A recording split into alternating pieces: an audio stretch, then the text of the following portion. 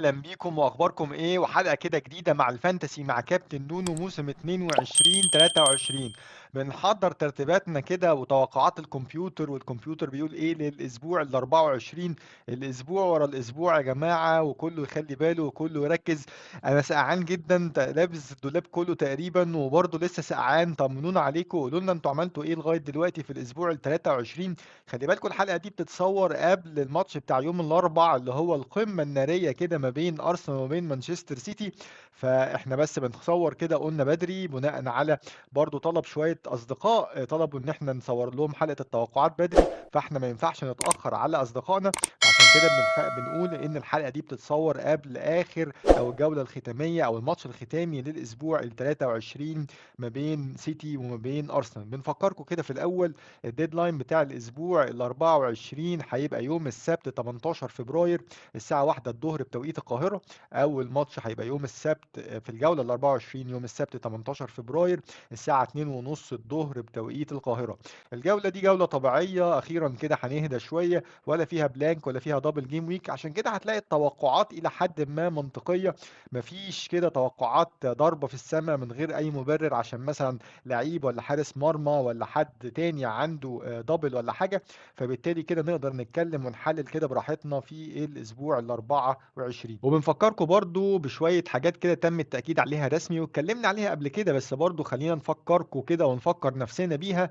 اول حاجة ما تنسوش يا جماعة، عشان طبعا كل اللي بنقوله ده هيأثر على تغييراتك، هيأثر على قراراتك في الفترة اللي جاية. فخلي بالك، حاسب واوعى، وهتزهقوا من الكلام ده، بس اتقل برضو على تغييراتك واتقل على الخواص بتاعتك على قد ما تقدر. طيب، اول حاجه بنفكركم بيها البلانك او الاسبوع ال 25 اللي هو ميكس كده، شويه بلانك وشويه دبل.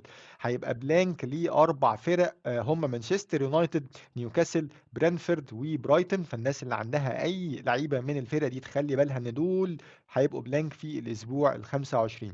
برضو زي ما اتكلمنا قبل كده ان هو طبعا رسمي في الاسبوع ال 25 زي ما هو بلانك الاربع فرق، هو برضو دبل جيم ويك ليه اربع فرق تانيين هم ليفربول. والاخيرا فاق كده شويه وشفنا شويه ريحه كده من ريحه ليفربول بتاع زمان، شويه تحسن في الاداء. محمد صلاح كده كان فايق وجاب جون حلو قوي، هجمه مرتده جامده جدا ما بينه وبين نونيز كده اخيرا اللي رجع كده، الميت اللي رجع اخيرا كده وعمل اسيست. وبصراحه ضيع كده كام كوره كان في الرمق يعني كده اخيرا. اعتقد كده يعني الى حد ما يعني ليفربول بيقول طبعا مش مقياس، لكن خليني اقول لك ان هم في الجوله ال 25 عندهم دبل جيم ويك، ماتشات سهله الى حد ما. اعتقد كده حسب ما انا فاكر ان هما الاثنين هوم على ارضهم. وفي نفس الوقت خليني اقول لك ان برضو مع عودة الاصابات يوتا وفان دايك وفي نفس الوقت برضو فيرمينيو، فاعتقد برضو ممكن ده يرجع الى حد ما الثقة، او ليفربول كده زي ما احنا متعودين عليه. اتمنى ان هو يرجع زي الاول، مش عشان الفانتسي بس والله ولا عشان محمد صلاح بس، لكن عشان متعة الدوري الانجليزي. ليفربول كان محليها كده في كام موسم اللي فات فعلا يعني. فطبعا اللي بيفكر، وكنا قلنا قبل كده اللي عنده كيفن دي بروين ما يفكرش ان هو يبيعه. الراجل بصراحة يعني كان متألق قوي بالنسبة لي يعني حسب رأيي المتواضع يعني في الماتش الأخراني بتاع مانشستر سيتي، بكمية كي باسز أو تمريرات مفتاحية اللي هي بتبقى ما قبل الأسيست، أو حتى اللي ممكن ترتقي إنها تكون أسيست، لكن يعني ألفاريز بيضيع، أي حد بيديها له بيضيع. لكن بصراحة ده ما أقدرش أقول لك إن كيفن دي بروين بصراحة كان عامل ماتش جامد جدا في الماتش اللي فات، وأعتقد هارده مرشح قوي إن هو يبتدي أساسي في الماتش اللي جاي. خلي بالك برضو إن هو مانشستر سيتي مش هيبقوا بلانك في الاسبوع ال 25،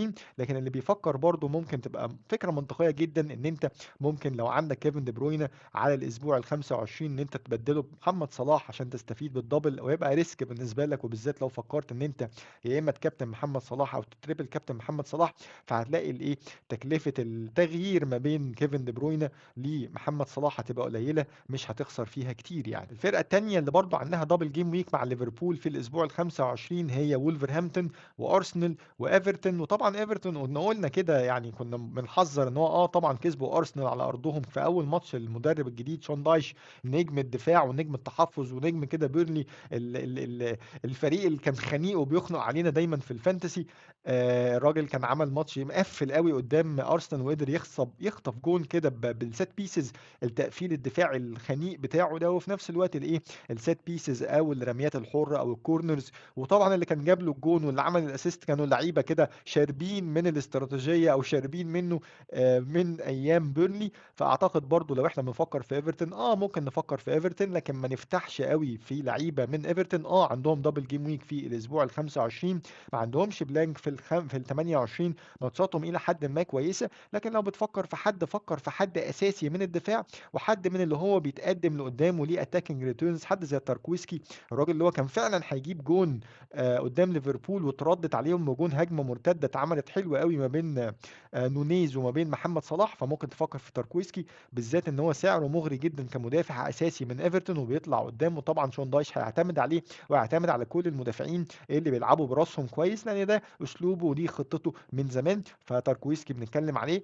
ممكن كودي برضو من الدفاع ممكن نتكلم عليه، وبرضو يعني ديفرنشال كده سعره عالي شويه، بس ممكن حد كده لو عايز حاجه مطرقعه بره الصندوق ممكن يفكر برضو، بالذات انه بيلعب براسه كويس، هو كالفرت لون. طب بالنسبه بقى للاسبوع ال 27، وزي ما احنا قلنا كده الاسبوع اللي فات ان هو تم الاعلان رسمي برضو عن دبل جيم ويك لاربع فرق، هم برايتون. وبرايتون برضو يعني المشكله في برايتون ان هو هيبقى فيه كميه، زي ما اتكلمنا قبل كده، كميه دبل جيم ويك بالنسبه لبرايتون، بس من يعني من اواخر الاسابيع العشرينات كده، من ال 29 ولا حاجه وانت طالع.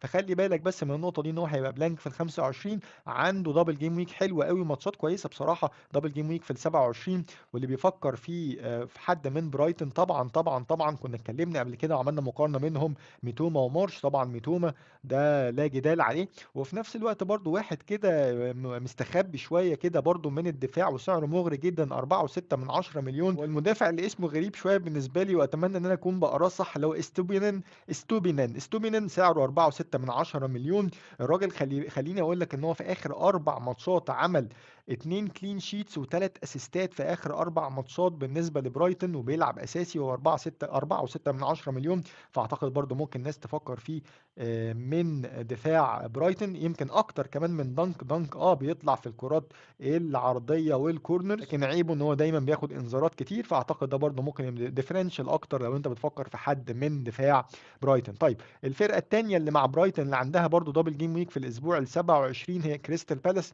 وساوثهامبتون وبرنفورد. وده يجيبنا للنقطه بقى اللي احنا كنا دايما بنتكلم فيها في اخر اسبوعين ثلاثه، بالنسبه على الاخص بالنسبه لمتروفيتش وبالنسبه لتوني. يا جماعه اللي عنده حد منهم ولسه بنقولها ما تبيعوش، يعني سواء فولم ما عندهمش دبل جيم ويك بس عندهم ماتشات كويسه وهي فرقه هجوميه والراجل اساسي ومعاه البينالتيز، وفي نفس الوقت مش هيبقوا بلانك ولا في ال 25 ولا في ال 28.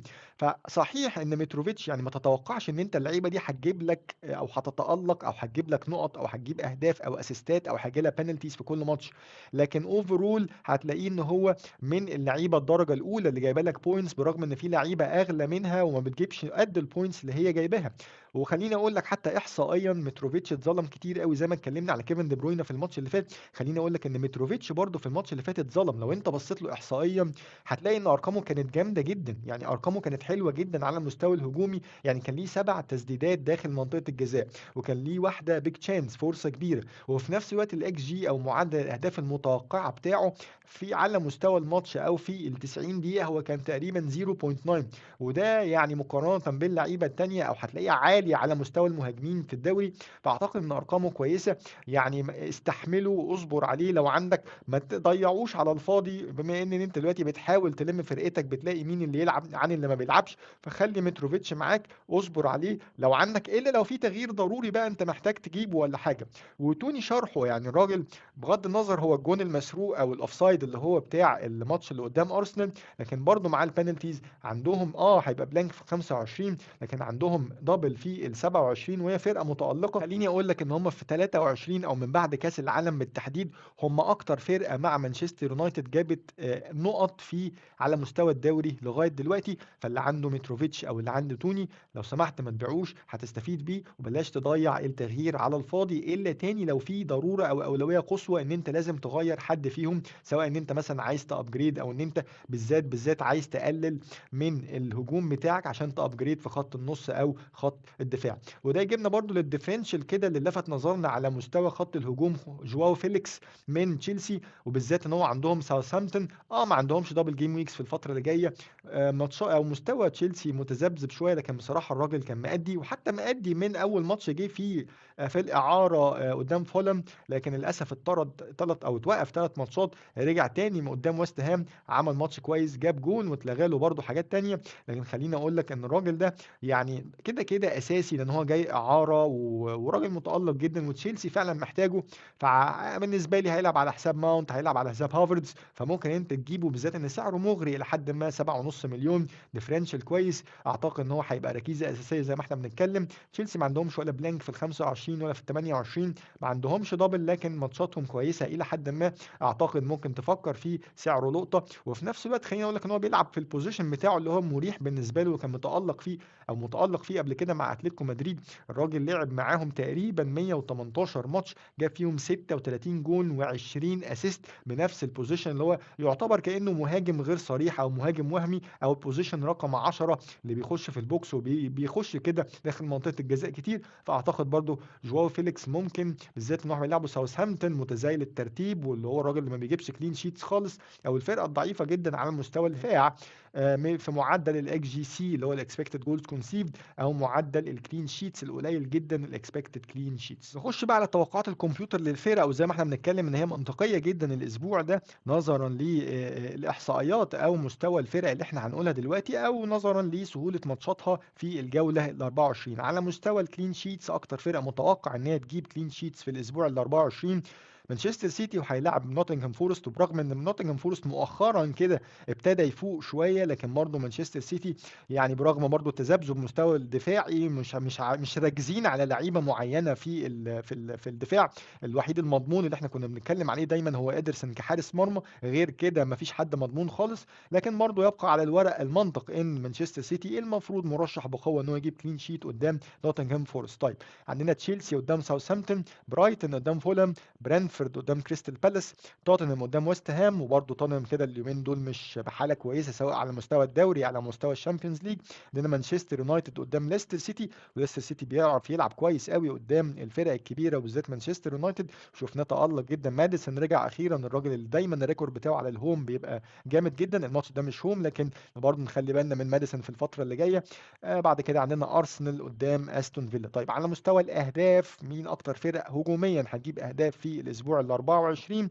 مانشستر سيتي، برايتون، مانشستر يونايتد، تشيلسي، توتنهام وبرنتفورد. طيب على مستوى الاوفرول بقى، مين اكتر فرق متوقع انها تجيب نقط في الجوله ال 24؟ مانشستر سيتي، تشيلسي، برايتون، مانشستر يونايتد، توتنهام وبرنتفورد. طب على مستوى اللعيبه من كل خط، على مستوى حراس المرمى ادرسون، كيبا، رامسدال، سا من وولفرهامبتون، سانشيز وبيكفورد من ايفرتون.